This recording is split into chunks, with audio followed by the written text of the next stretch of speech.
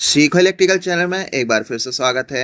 आज की इस वीडियो में हम टाइप्स ऑफ स्टार्टर या कह सकते हैं कि starting method of three phase induction motor के बारे में जानेंगे। दोस्तों, इससे पहले हमने आपको dual starter, star delta starter और रिवर्स फॉरवर्ड स्टार्टर को पहले वाली वीडियो में बता चुके हैं। यदि आपने हमारी पुरानी वीडियो नहीं देखी है तो आप उसको हमारे चैनल पे जाके देख सकते हैं, जिसमें dual starter, star delta starter और रिवर्स फॉरवर्ड स्टार्टर को अच्छे तरीके से कवर किया हुआ है। इसके बाद जो हमारे बचे हुए स्टार्टर थे, जैसे कि rotor resistance starter, auto transformer starter, VFD और सॉफ्ट स्टार्टर, तो उसके बारे में हम इस वीडियो में जानेंगे। तो आप हमारे चैनल में जुड़े रहिए अंत तक और जानिए सारे स्टार्टर के बारे में। यदि आपने हमारे चैनल को अभी तक सब्सक्राइब नहीं किया है तो प्लीज़ हमारे चैनल को सब्सक्राइब कीजिए, वीडियो को लाइक कीजिए और ज़्यादा से ज़्यादा शेयर कीजिए और बेल आइकन को प्रेस कीजिए ताकि आपको अगले आने वाले वीडियो का नोटिफिकेशन तुरंत मिलता रहे। तो चलिए हम अपने वीडियो को स्टार्ट करते हैं। इस वीडियो का जो सबसे पहला स्टार्टर है या स्टार्टिंग मेथड है वो हमारी रोटर रेजिस्टेंस है। हम इसमें जानेंगे हमारा रोटर रेजिस्टेंस कैसे काम करता है। दोस्तों, जो हमारा रोटर रेजिस्टेंस स्टार्टर होता है इसका ज़्यादातर यूज़ हम three phase slip ring induction motor को स्टार्ट करने के लिए यूज़ करते हैं। दोस्तों, सबसे पहले हमें स्लिप रिंग इंडक्शन मोटर के बारे में जानना जरूरी है। दोस्तों, जो हमारी एक स्लिप रिंग इंडक्शन मोटर होती है ये एक हाई स्टार्टिंग टॉर्क वाली मोटर होती है और हमारी ये एक ऐसी मोटर होती है जिसके स्टेटर में भी वाइंडिंग की जाती है और साथ ही इसके रोटर में भी वाइंडिंग की जाती है। इस तरीके की जो बनी मोटर होती है वो हमारी स्लिप रिंग इंडक्शन मोटर कहलाती है। दोस्तों, जो इसकी स्टेटर वाइंडिंग होती है वो हमारी स्टार या डेल्टा में कनेक्ट हो सकती है, लेकिन जो इसकी हमारी रोटर वाइंडिंग होती है वो हमारी स्टार में कनेक्ट होती है। इतना जानने के बाद चलिए हम जानते हैं जो हमारा रोटर रेजिस्टेंस स्टार्टर है वो कैसे काम करता है। दोस्तों, जो हमारा इस टाइप का जो स्टार्टर होता है हम इसमें क्या करते हैं, स्लिप रिंग मोटर होती है, इसमें 3 स्लिप रिंग का यूज़ कर रहे हैं और इन्हीं स्लिप रिंग के साथ क्या करते हैं, हम 3 स्टार्टिंग रेजिस्टेंस का यूज़ करते हैं और इन्हीं स्टार्टिंग रेजिस्टेंस के द्वारा हम क्या करते हैं, मोटर की स्पीड को कंट्रोल कर पाते हैं। तो चलिए इसकी फुल वर्किंग को समझते हैं। दोस्तों, जहां हमने अपनी स्लिप रिंग इंडक्शन मोटर को थ्री फेज सप्लाई से कनेक्ट किया तो इसके चारों तरफ घूमता हुआ चुंबकीय क्षेत्र उत्पन्न होता है और इस चुंबकीय क्षेत्र के कारण हमारा जो रोटर होता है इसमें भी ईएमएफ उत्पन्न होने लगता है। अब इस ईएमएफ को कंट्रोल करने के लिए क्या करते हैं, हम जो हमारे इसमें 3 स्लिप रिंग के साथ हमारे जो रेजिस्टेंस जुड़े हुए हैं इन्हीं से हम इस मोटर की स्पीड को कंट्रोल करते हैं। जो हमारी स्टार्टिंग के समय जो तीनों रेजिस्टेंस होते हैं वो तीनों फेज के श्रेणी क्रम में संयोजित होते हैं। इस समय हमारा जो रोटर रेजिस्टेंस का जो मान है वो अधिक होता है और रोटर रेजिस्टेंस का जो मान अधिक होने के कारण इसका टॉर्क भी क्या होता है, ज़्यादा होता है। दोस्तों, जैसे जैसे हम इन स्टार्टिंग रेजिस्टेंस की वैल्यू को कम करते हैं वैसे ही हमारी मोटर की स्पीड धीरे धीरे बढ़ने लगती है और जब हमारी मोटर फुल स्पीड पकड़ लेती है तो ये जो हमारे स्टार्टिंग रेजिस्टेंस होते हैं ये सर्किट से पूरी तरीके से अलग हो जाते हैं और इस तरीके से हमारी मोटर की स्पीड कंट्रोल होती है। दोस्तों, इस टाइप की जो स्टार्टिंग मेथड होती है इसमें हमको एनर्जी लॉस ज़्यादा देखने को मिलता है, यानी इसमें जो ड्रॉप होता है वो ज़्यादा होता है क्योंकि हमारा जो लॉस है वो आई स्क्वायर इंटू आर के फॉर्म में होता है और हम जानते हैं जहाँ करंट या रेजिस्टेंस दोनों में से कोई भी ज़्यादा हो वहाँ हमारा ज़्यादा लॉस होगा। तो इससे हमारा क्या होगा, एनर्जी का लॉस ज़्यादा होने लगता है, इसलिए हम क्या करते हैं इसमें इस मेथड का बहुत कम यूज़ करते हैं। इसके बाद हमारा अगला स्टार्टर है या स्टार्टिंग मेथड है वो है हमारा ऑटो ट्रांसफार्मर स्टार्टर।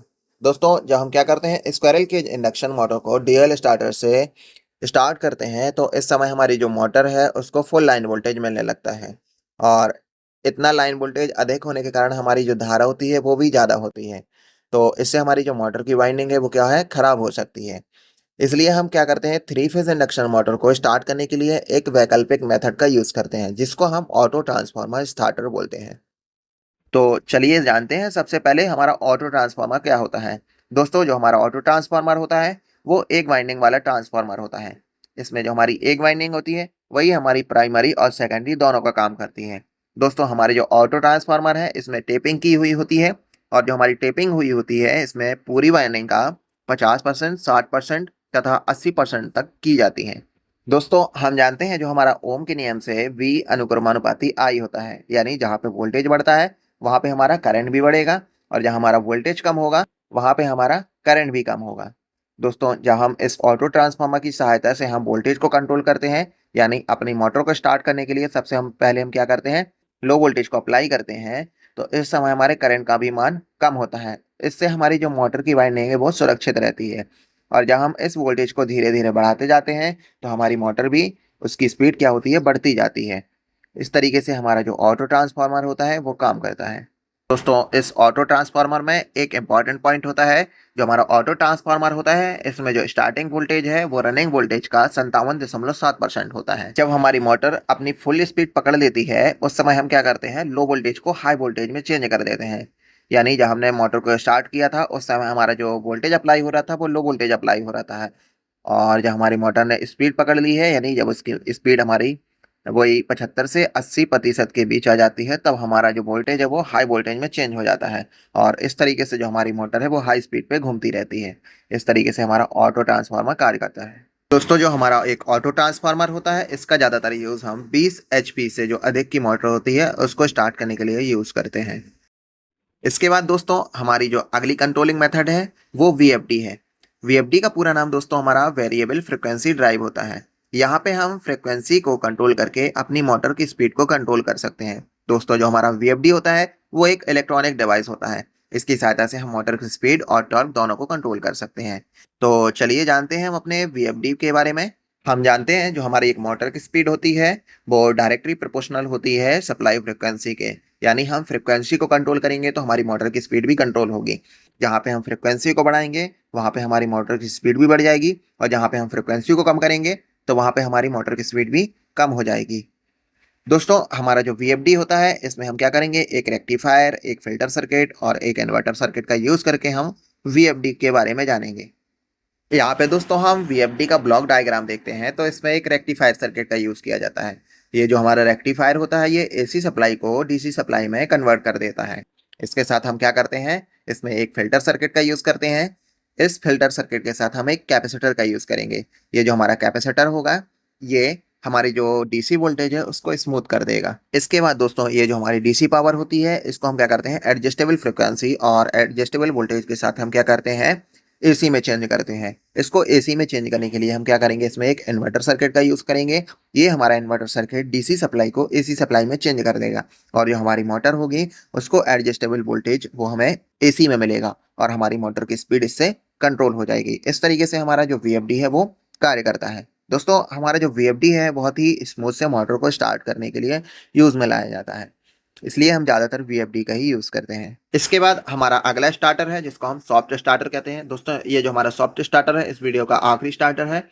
दोस्तों ज़्यादातर हम जो सॉफ्ट स्टार्टर का यूज़ कर रहे हैं वो हम ड्यूअल स्टार्टर और स्टार डेल्टा स्टार्टर को रिप्लेस करके ही यूज़ कर रहे हैं।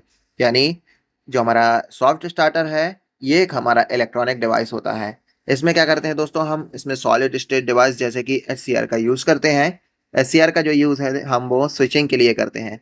दोस्तों इसके अलावा जो हमारे स्टार डेल्टा स्टार्टर और ड्यूअल स्टार्टर थे इसमें हम स्विचिंग के लिए क्या करते थे, अलग अलग कॉन्टेक्टर का यूज़ करते थे, लेकिन इसमें जो हम स्विचिंग करेंगे वो हम SCR के द्वारा करते हैं। दोस्तों जो हमारा SCR होता है इसका पूरा नाम सिलिकॉन कंट्रोल रेक्टिफायर होता है, और ये थायरिस्टर ग्रुप का डिवाइस होता है। दोस्तों जो हमारा थायरिस्टर ग्रुप होता है इसमें 4 लेयर और 3 जंक्शन होते हैं।